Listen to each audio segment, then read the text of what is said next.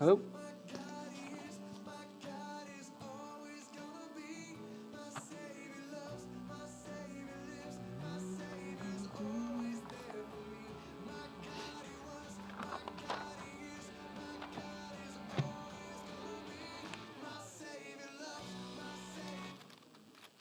All right.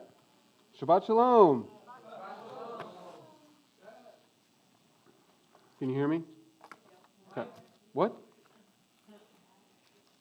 Okay, hopefully everyone has had a blessed week so far. To start off with prayer over the Torah portion. Yahweh, we thank you and we love you, and we come to you in this week of Thanksgiving, and we just remembered that we thank you over everything else. May you bless us, continue to bless us this week. May we find something in the portion that we haven't seen before. And we pray all these things in Yeshua's name. Amen. Okay, so did this a couple weeks ago. The Torah portion, we split it up it's split up into 7 reading sections. So the goal here is to read through each section, then we'll go through. If anyone has any comments, we can talk about each section as we read through it.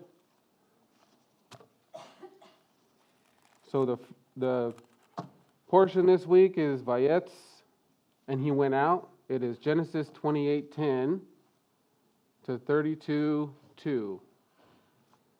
So the first reading section is Genesis 28:10 to 22.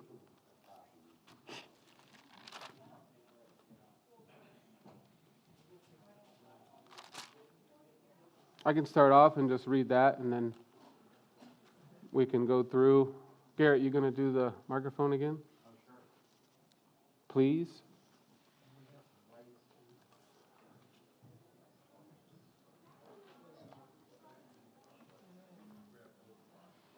Check. Okay. 28:10. Then Jacob left Beersheba and went towards Haran. He happened upon a certain place and spent the night there, for the sun had set. So he took one of the stones from the place, and he put it by his head and lay down in that place. He dreamed. All of a sudden there was a stairway set up on the earth, and its top reaching to the heavens, and behold, angels of God going up and down on it. Surprisingly, Adonai was standing on top of it, and he said, I am Adonai, the God of your father Abraham and the God of Isaac. The land on which you lie, I will give it to you and to your seed. Your seed will be as the dust of the land, and you will burst forth to the west and to the east, and to the north and to the south. And in you all the families of the earth will be blessed, and in your seed. Behold, I am with you. I will watch over you wherever you go, and I will bring you back to this land. For I will not forsake you until I have done what I promised you. Jacob woke up from his sleep and said, Undoubtedly Adonai is in this place, and I was unaware. So he was afraid and said, How fearsome this place is. This is none other than the house of God. This must be the gate of heaven. Early in the morning, Jacob got up and took the stone which he had placed by his head and set it up as a memorial stone and poured oil on top of it. He called the name of that place Bethel. The city's name was Luz.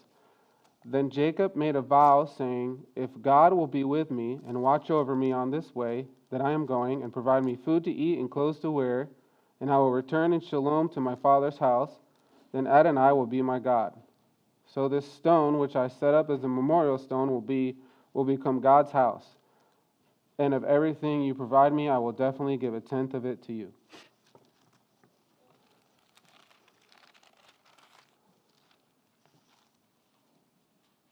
So right off the bat, that Jacob's ladder, that definitely points to Yeshua.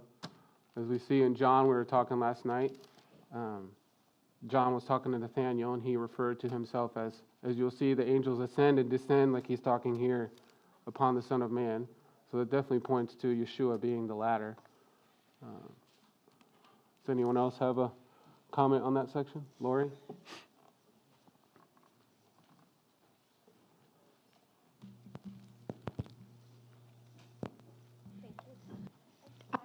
Curiosity when it talks about in verse 20, if God will be with me and will guard me, when he's saying that, I mean, that's a qualifying. Why is it that way? Do you know? If God will be, then I will. If God will be with me and watch over me on this way that I am going. Is that what you're talking about? We talked about that a little bit because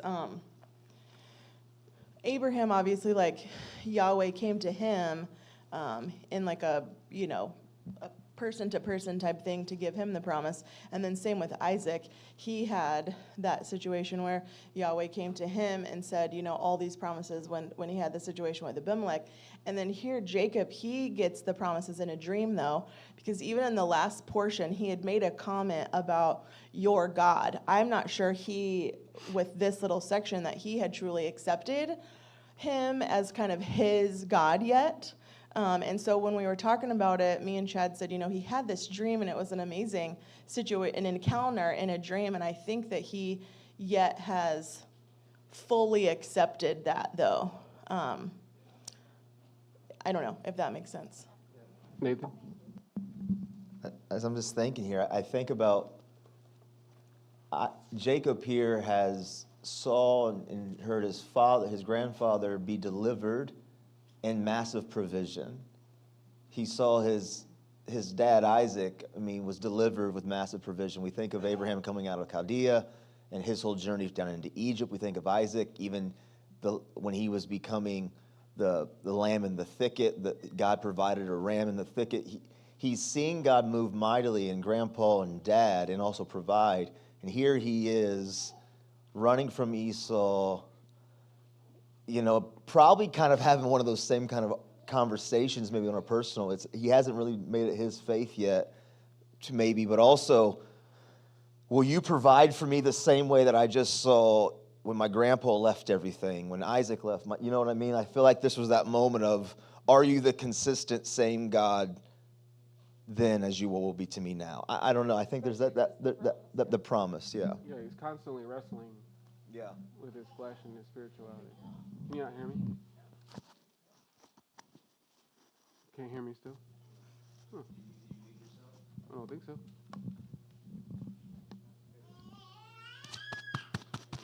Yeah. Maybe it's the beard. In verse 14, it says, "And all the clans of the earth shall be blessed in you and in your seed." And I'm not sure if I think that was also given to Abraham and to Isaac. I think it's a repeat. As we see anti-Semitism rising in this country, there's a lot of different ways you can see that or read into this. Whether they are the wicked who refuse to be blessed by Abraham's seed, or they refuse to be blessed by Yahweh, or that they want to be the ones blessing the world through them because of their own self-worship and narcissism.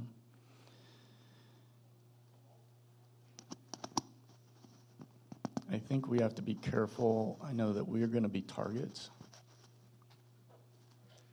And it is so tempting to hate and to react. But we need to know that this is coming, because that's what Yeshua said. And it's our flesh that want to strike back. And but we are to bless even though they curse. Yeah, we talked about that, Nikki and I, about it's a constant theme. We saw it with, if Jacob essentially is being exiled and then he's redeemed when he comes back, you could say what you were saying with the Jews, like Hitler and the Jews, and we're kind of seeing the same thing now where, like you said, the rise of anti-Semitism. So it's this consistent pattern. And yeah, I like what you said, not giving into our flesh and relying more on Yahweh, just as they did. That was good. Kevin?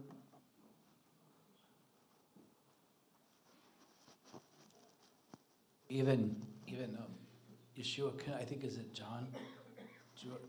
Yeshua connects himself to being the ladder. Was it 14? Him being not only the door and the gate, but he's also that ladder or bridge for all of us. Yeah.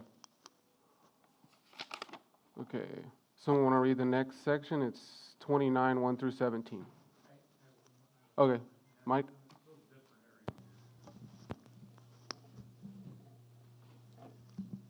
You know, in verse 22, he mentions here that that this stone which I have set for a pillar shall be God's house, and of all that thou shalt give me, I will surely give a tenth unto thee. There's this thought that tithing only came into play with the Levites. And this was well before the Levites. So this principle was already in play.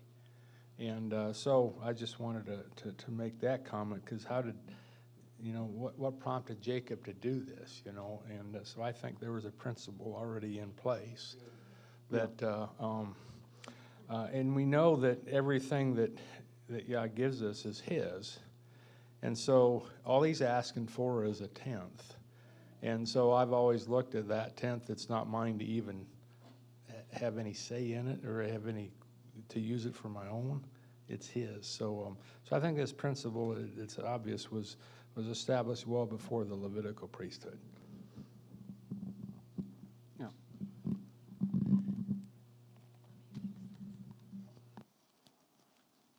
Someone want to read the next section?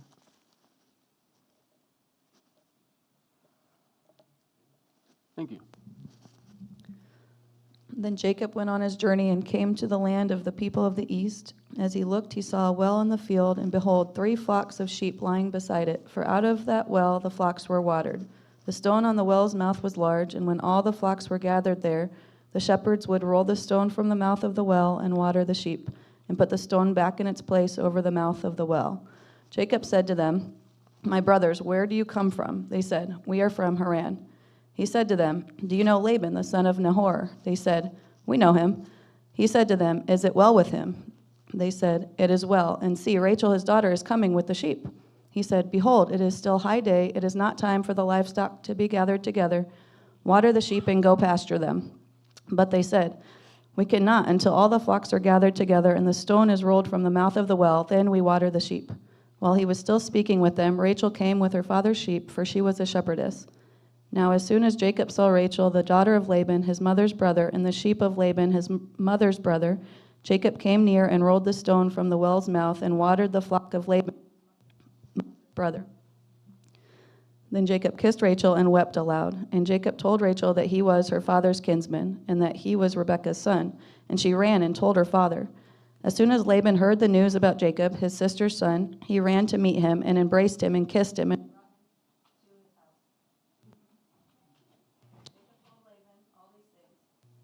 And Laban said to him, "Surely you are my bone and my flesh." And he stayed with him a month. Then Laban said to Jacob, "Because you are my kinsman, should you therefore serve me for nothing? Tell me, what shall your wages be?" Now Laban had 2 daughters. The name of the older was Leah, and the name of the younger was Rachel. Leah's eyes were weak, but Rachel was beautiful in form and appearance. Jacob loved Rachel, and he said, "I will serve you 7 years for your younger daughter Rachel." Laban said, "It is better that I give her to you than that I should give her to any other man. Stay with me." No, that's good right there. Thank you.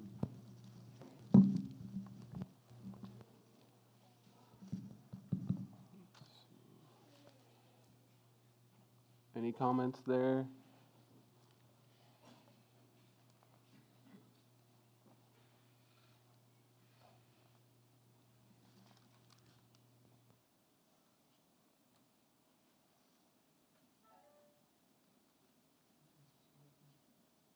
No?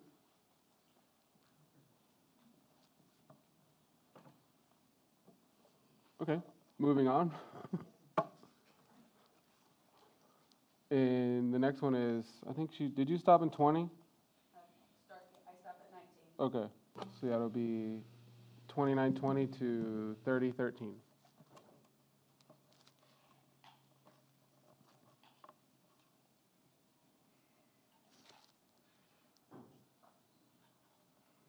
Anyone want to read that? Tom, thank you. Reading down to where? 29:20 to 30:13. It's a long one. So Jacob served 7 years for Rachel, and they seemed to them but a few days because of the love he had for her. And Jacob said to Laban, "Give me my wife, for my days are completed, and let me go into her." And Laban gathered all the men of the place and made a feast. And it came to be in the evening that he took Leah his daughter and brought her to Jacob. And he went into her, and Laban gave his female servant Zilpah to his daughter Leah as a female servant. And in the morning it came to be that, see, it was Leah. So he said to Laban, "What is this you have done to me? Was it not for Rachel that I served you? Why then have you deceived me?" And Laban said, "It is not done this way in our place, to give the younger before the firstborn. Complete the week of this one, then we give you this one too, for the service which you shall serve with me still another 7 years." And Jacob did so, and completed her week. Then he gave him his daughter Rachel too as wife. And Laban gave his female servant Bilhah to his daughter Rachel as a female servant. And he also went into Rachel, and he also loved Rachel more than Leah. And he served with Laban still another 7 years. And Yahweh saw that Leah was unloved, and he opened her womb, but Rachel was barren. And Leah conceived and bore a son, and she called his name Reuben, for she said, "For Yahweh has looked on my affliction, because now my husband is going to love me." And she conceived again and bore a son, and said, "Because Yahweh has heard that I am unloved, he gave me this son too." And she called his name Shimon. And she conceived again and bore a son, and said, "Now this time my husband is joined to me, because I have borne him 3 sons." So his name was called Levi. And she conceived again and bore a son, and said, "Now I praise Yahweh." So she called his name Yehudah. And she ceased bearing. And when Rachel saw that she bore Jacob no children, Rachel envied her sister and said, "Jacob, give me children, or else I'm going to die." And Jacob's displeasure burned against Rachel, and he said, "Am I in the place of Elohim, who has withheld from you the fruit of the womb?" And she said, "See, my female servant Bilhah, go into her and let her bear for me, and let me build up from her as well." So she gave him Bilhah, her female servant, as wife, and Jacob went into her. And Bilhah conceived and bore Jacob a son. And Rachel said, "Elohim has rightly ruled my case, and has also heard my voice and given me a son." So she called his name Dan. And Rachel's female servant Bilhah conceived again and bore Jacob a second son. And Rachel said, "With great wrestlings I have wrestled with my sister, and I have overcome." So she called his name Naphtali. And Leah saw that she had ceased bearing, and she took Zilpah, her female servant, and gave her to Jacob as wife. And Leah's female servant Zilpah bore Jacob a son. And Leah said, "Fortune comes." So she called his name Gad. And Leah's female servant Zilpah bore Jacob a second son. And Leah said, "I am happy, for the daughters shall call me happy." So she called his name Asher.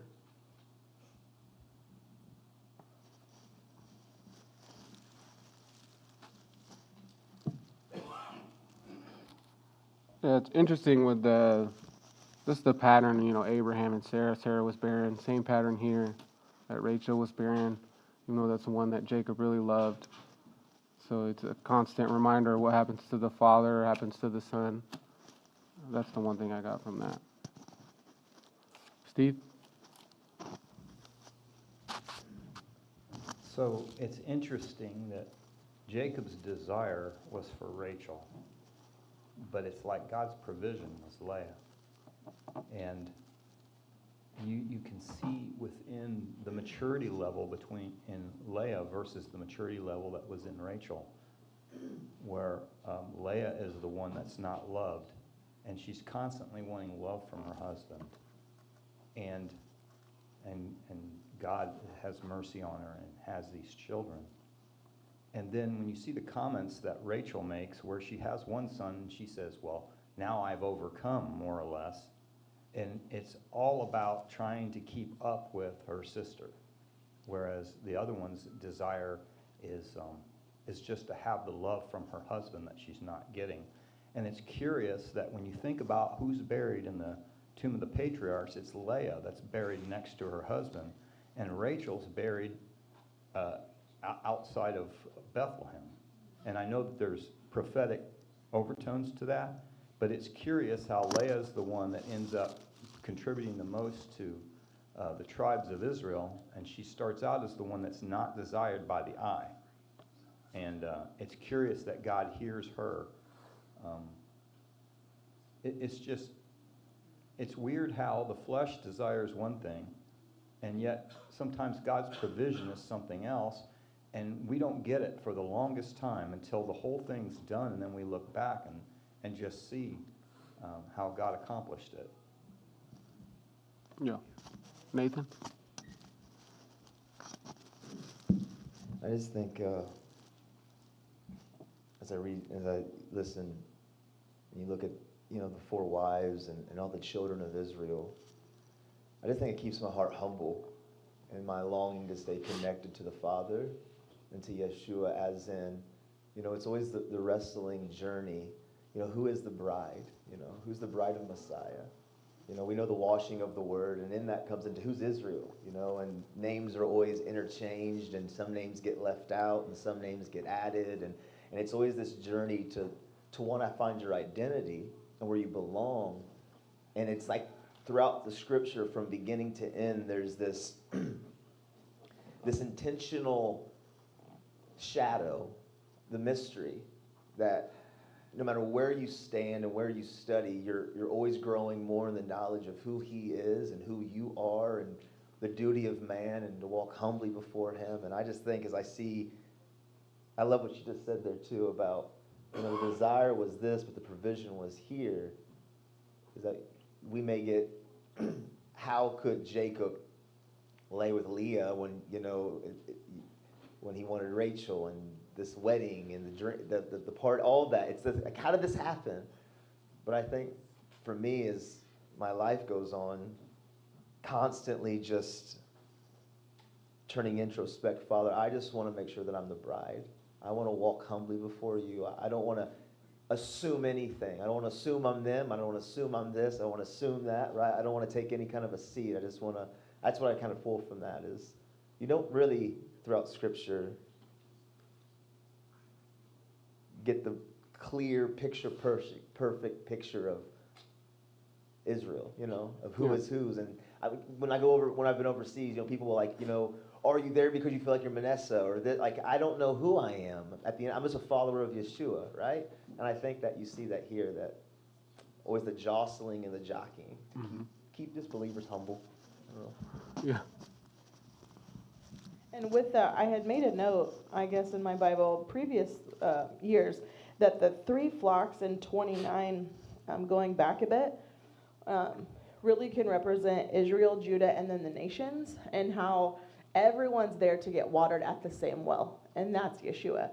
And so where you kind of come together in that, everyone's going to be drawn to him and will get watered from him. And I think it's interesting how Jacob is deceived by Leah, just as, he deceived his father in his blindness, and how even through all of that, like you said, there is provision and there is a plan, and there is this continuation of repetition through Abraham, Isaac, and Jacob being, like you said, what happens to the fathers happens to the sons, and the barrenness and just the longing.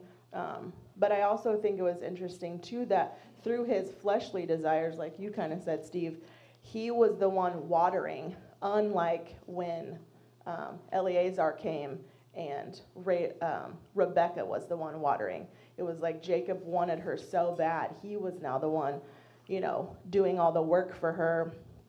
And then you're going to see that because he has to then serve Laban for all of these years. And so you can really see that fleshly desire, how much he wants to work for his bride. Yeah. Laura?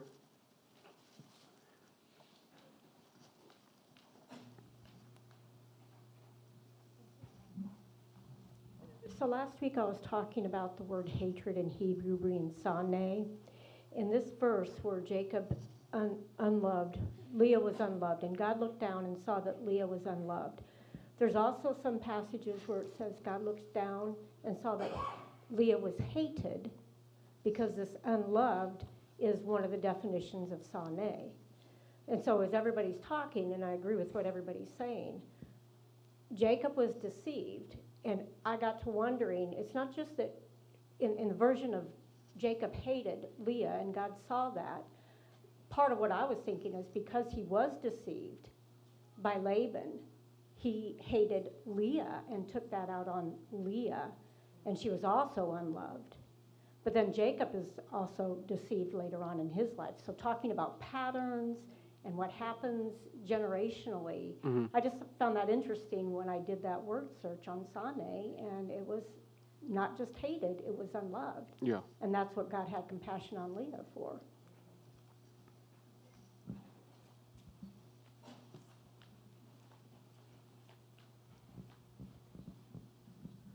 We were listening to Baruch Corman, loveisrael.org, and he had interesting perspective on the significance spiritually of what's going on, what's taking place. And he was saying that in the Hebrew, it's always, the well is always this, it represents salvation. And the covenant, the one person, like Jacob was chosen over Esau. Esau was hated. Rachel was chosen and Leah was hated. Rachel was chosen to be the covenant, to meet she was a shepherdess. The well points to salvation. Yeshua is the only way to get there. And it was just all very, very interesting. I can't alliterate all of it, but maybe Jeff wants to add some. But he just gave such a good perspective, and I saw things I'd never seen before spiritually, what these things represent. And he said that Ishmael could have, Esau could have repented, but he instead, okay, well, I know it's my dad's heart's desire for Jacob to go and get a wife, not from the women of Canaan. And yet he went to Ishmael and got another wife from the women of Canaan. He didn't repent. And so it's just like all these things are going on. And it's the one who's chosen to do what Yah says, to be obedient and, follow through with the covenant thinking and Yahweh's thinking and being obedient. It was just very, very interesting. The sheep are the people coming to the well for salvation, and Yeshua is the one who's going to roll away the stone.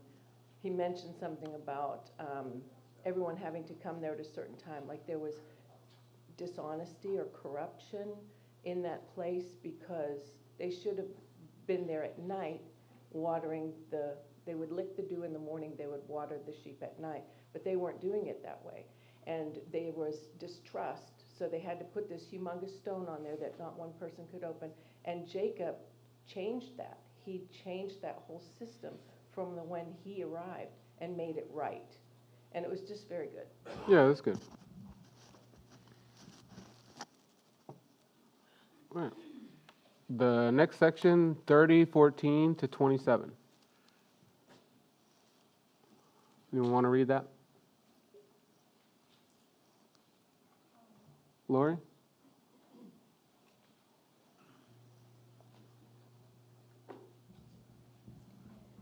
During the wheat harvest season, Reuben went and found mandrakes in the field and brought them to his mother Leah. Rachel said to Leah, "Please give me some of your son's mandrakes so that I can be fertile." She answered, "Isn't it enough that you have taken away my husband? Do you have to take away my son's mandrakes too?" Rachel said, "Very well. In exchange for your son's mandrakes, sleep with him tonight." When Yaakov came in from the field in the evening, Leah went out to meet him and said, You have to come and sleep with me because I've hired you with my son's mandrakes." So Yaakov slept with her that night. God listened to Leah, and she conceived and bore Yaakov a fifth son. Leah said, "God has given me my hire because I gave my slave girl to my husband." So she called him Yishakar, hire, which means hire and reward. Leah conceived again and bore a sixth son to Yaakov. Leah said, "God has given me a wonderful gift. Now at last my husband will live with me, since I have borne him 6 sons." And she called him Zuvalaim, which is living together. After this, she gave birth to a daughter and named her Dinah, which is controversy over rights. Then God gave note of Rachel, heeded her prayer, and made her fertile. She conceived, had a son, and said, "God has taken away my disgrace." She called him Joseph, may he add, which is what that means, saying, "May Adonai add to me another son." After Rachel gave birth to Joseph, Yaakov said to Laban, "Send me on my way so that I can return to my own place, to my own country. Let me take my wives, for whom I have served you, and my children, and let me go. You know very well how faithfully I have served you." Laban answered him, "If you regard me favorably, then please listen. I have observed the signs that Adonai has blessed me on account of you."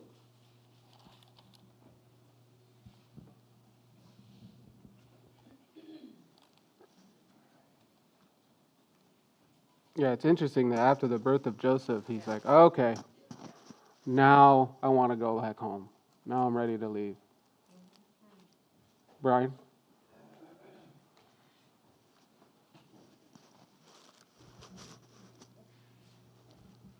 I'm sure people can add to this and probably correct some of this, but 14 says, "In the days of the wheat harvest, Reuben went and found mandrakes." That is that just pointing at a significant time? Isn't that to be the time of Shavuot, outpouring of the Spirit?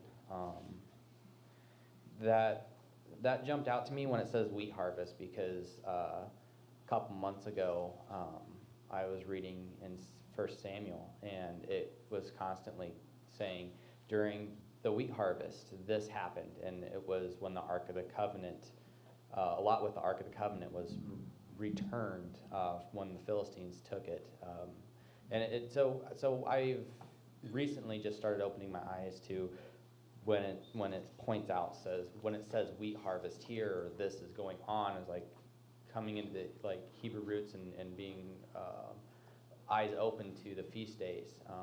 That a reference to a feast day, and is there significance behind that? It's just a thought process that people like just to ponder on and meditate on. Then like what you said earlier, so as soon as Rachel had born Joseph, he asked to go home to his own country. It's season of my life here, it dawned on me as like, if this is very literal, as soon as Rachel had born Joseph, there was no time for healing after the birth. It was immediate, and would have been that popped in my head. And again, you can go into a whole like prophetic picture here of Laban being that of Babylon, and Joseph at this time is fleeing, and Nathan's done a good talk on it of when Laban pursues and he meets Jacob in the Gilead Mountains to make a covenant of peace, and there's a whole picture here of Laban being of Babylon, and being it's just there's a lot there, and I'm gonna let other people who can articulate the words better to expound on that if they desire, but I did see quite a bit in this. Yeah, I'm glad you brought up the wheat harvest, because as soon as Lori started reading, I was like, oh, how did we skip over that before? Because it just starts out the wheat harvest. Yeah, Laban, to me, is, the picture of Laban and Jacob is like Pharaoh and the children of Israel. Same kind of thing. He's pursuing them after the 3 days. I think it mentions 3 days that when he starts to pursue them. So, yeah.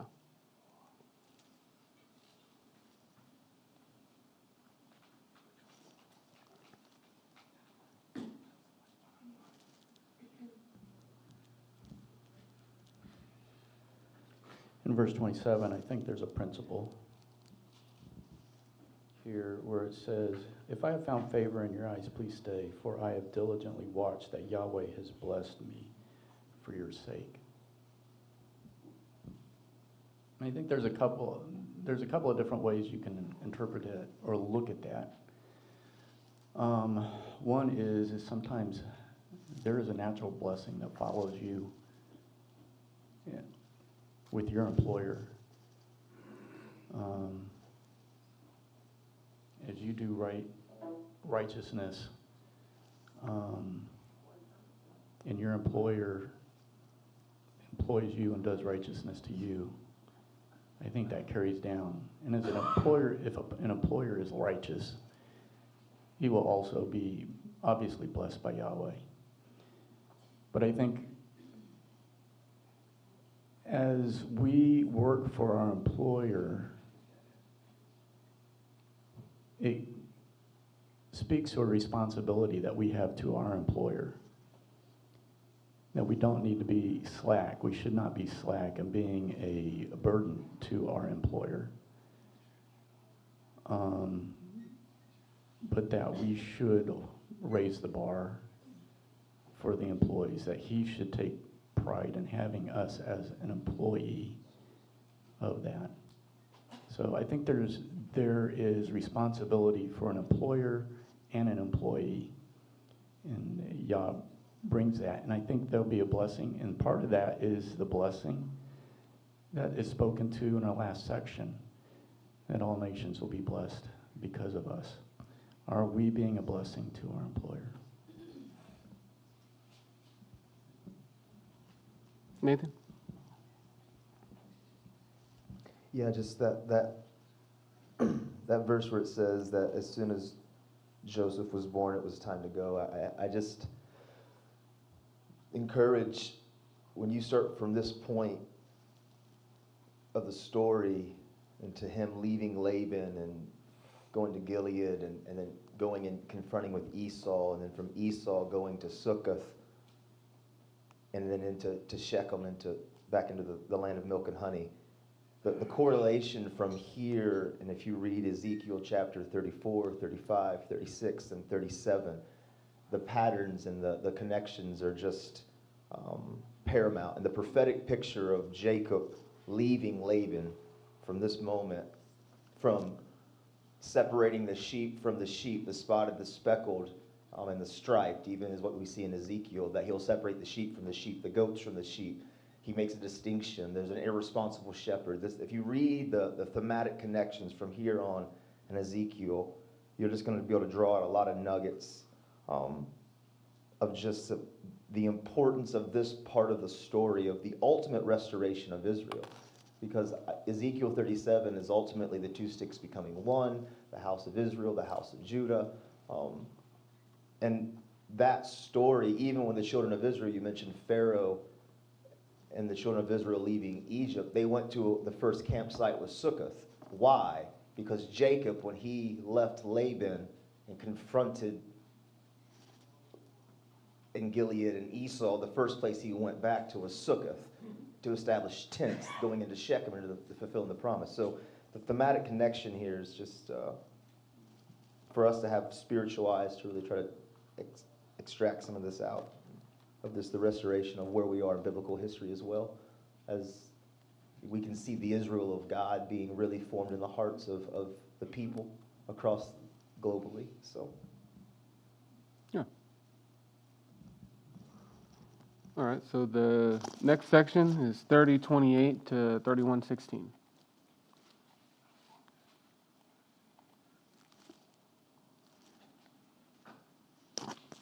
Nikki, you want to read that?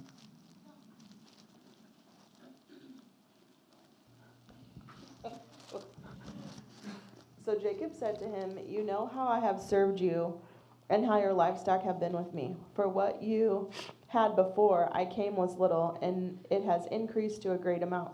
And the Lord has blessed you since my coming. And now, when shall I also provide for my own house?" So he said, "What shall I give you?" And Jacob said, "You shall not give me anything.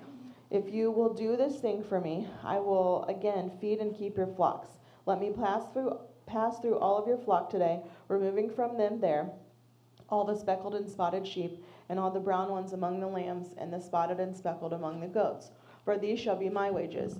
For my righteousness will answer for me in the time to come, when the subject of my wages comes before you.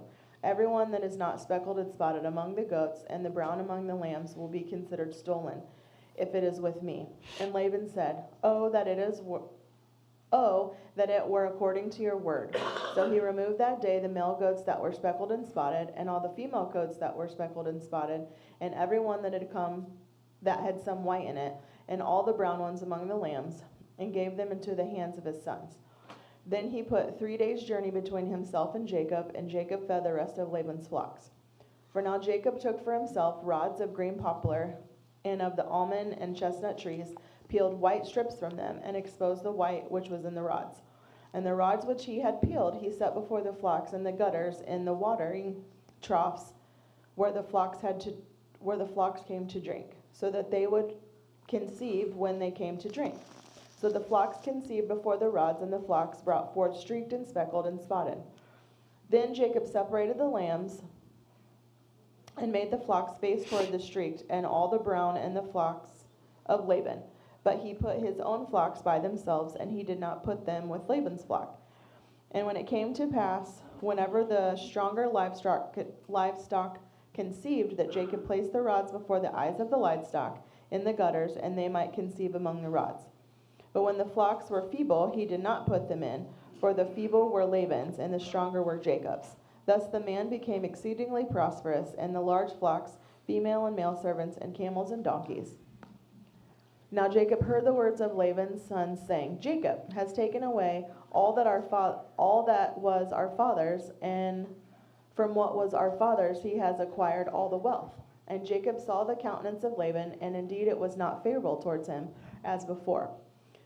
Then the Lord said to Jacob, "Return to the land of your fathers and to your family, and I will be with you." So Jacob sent and called Rachel and Leah to the field and his flock, and said to them, "I see your father's countenance, that it was not favorable towards me as before. But the God of my father has been with me, and you know that with all of my might I have served your father. Yet your father has deceived me and changed my wages 10 times. But God did not allow him to hurt me. And he said thus, the speckled shall be for your wages, and all the flocks were speckled. And if he said thus, the streaked shall be your wages, and then all the flocks would be streaked. So God had taken away the livestock of your father and given them to me." To what? 16.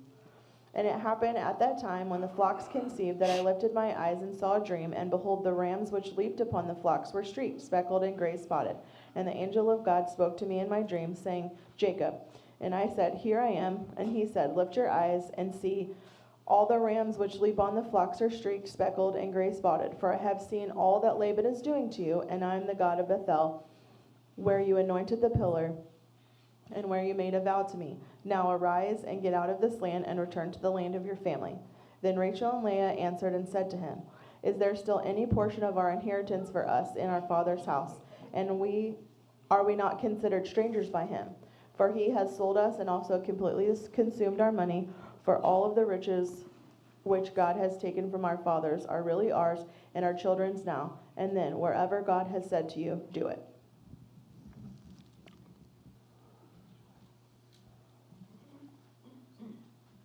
Yeah, that's what Nathan was talking about, the separation there, and it's Laban separated them, and then Jacob said, "Okay, I'm going to put strips in these trees, so when the males see it, they're going to be tricked and then they will mate with the.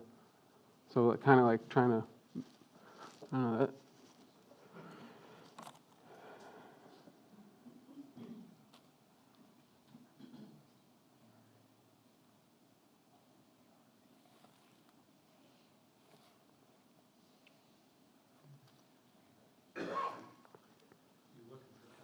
Yeah.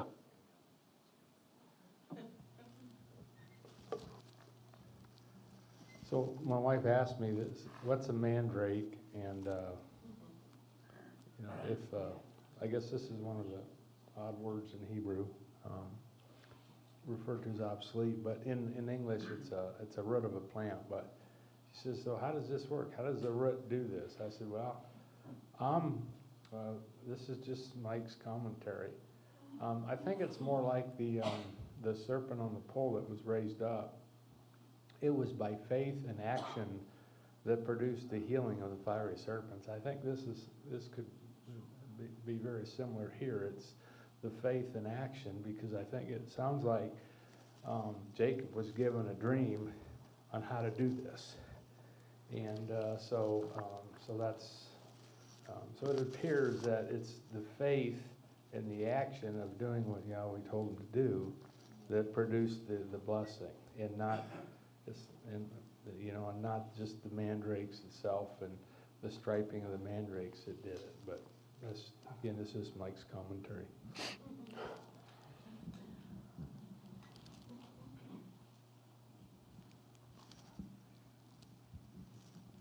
I hear that. I also was reading about, my translation says love apples. So, it could very well be an aphrodisiac. It could be something natural that causes something to happen in the fertility cycle or reproduction organs of women. We don't know, but they were very much into all the natural things, and they knew what did what. And it maybe was quite a feat to get these things. And she didn't know where they were, but he knew where they were, and he could go and get them. But anyway, that could be something. But the thing I wanted to share was about how the Lord saw everything that was going on and how he was being cheated and deceived. And he showed him in the dream that they're all going to get, your sheep are going to be in heat. And every one of them is going to jump on your sheep, and you're going to be blessed, and you're going to have favor. And to me, it speaks a lot about the plundering of Egypt. When they were going, they had to go. It was time to go. And he plundered, they plundered Egypt. And this was such a picture of that to me. They were taking everything that was good, all the wealth, everything. They were leaving the weak and taking the strong, and they were just, and I just thought it was also interesting, we're not there yet, but that she took the gods. I mean, he was not a righteous man. He had idols in his home, and I don't know why she wanted to steal them, but maybe someone else can answer that when we get there. Yeah.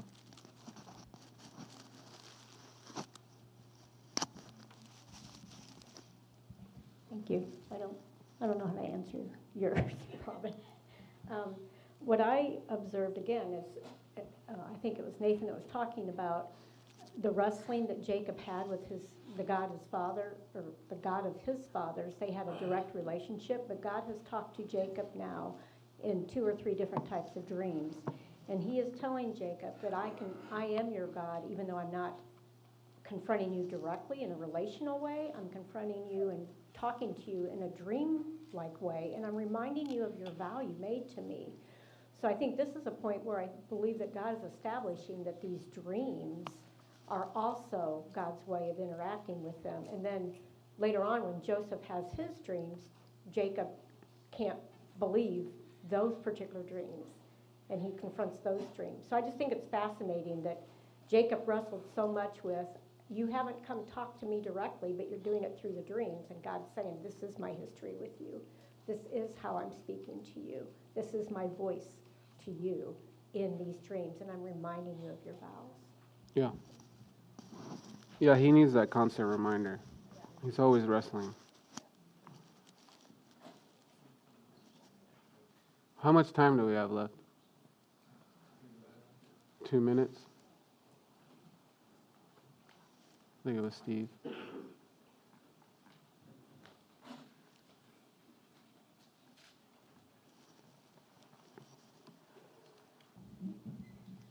So later on in his life, Jacob's going to tell Pharaoh that he's had a hard life. Jacob's name is Israel. And it's a perfect picture of what this walk is. Jacob starts out as not as the favored son, at least from his father's standpoint. And he struggles with his brother, and he struggles with Laban. He's even going to struggle with God in the next Torah portion. And in that Torah portion, God's going to say, because you have struggled with men and with God and have overcome, your name will be Yisrael.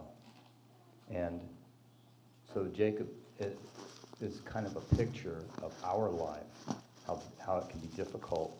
And, a lot of times where we have to make choices that negatively impact our life.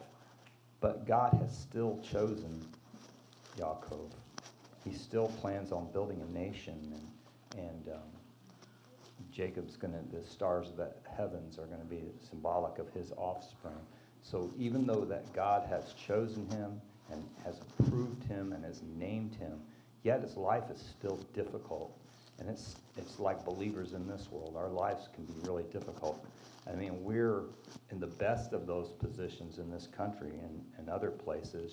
They're going through all these ordeals every day, even to the point of losing their lives. Yet God still approves. So our conditions that we're currently in are not an indicator of God's disapproval. It's the opposite of that.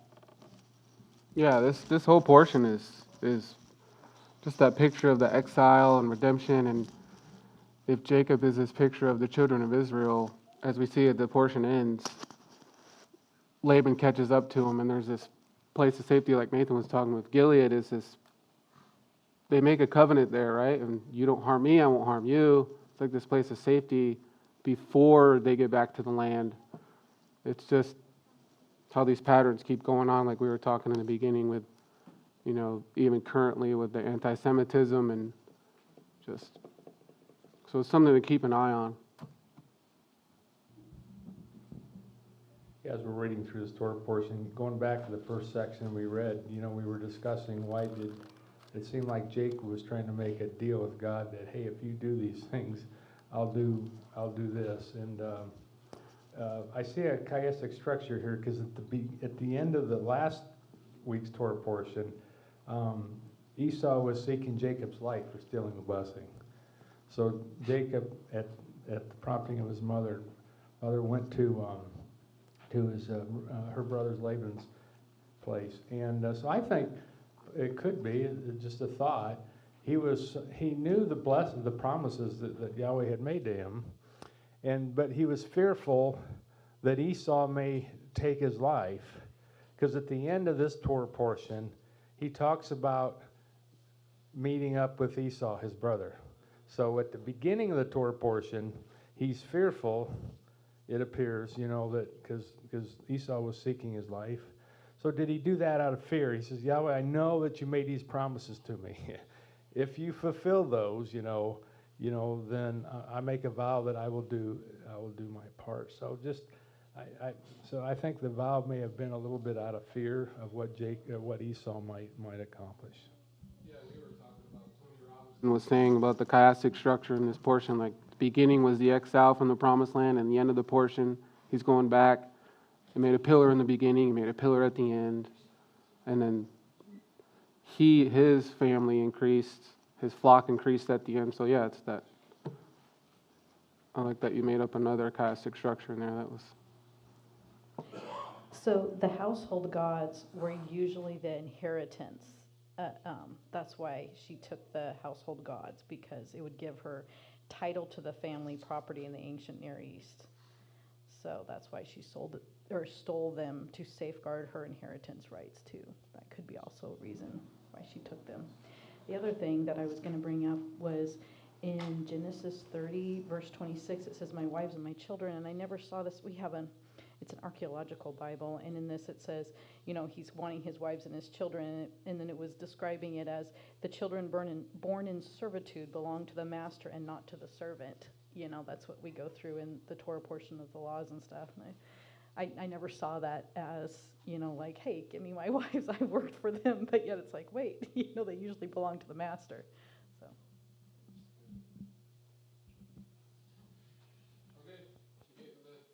Time's up, signal. So I'll just close us in prayer. Yahweh, we thank you for this portion. We thank you for the reminder of the redemption through Yeshua. We just continue to thank you in all our blessings. In Yeshua's name we pray, amen.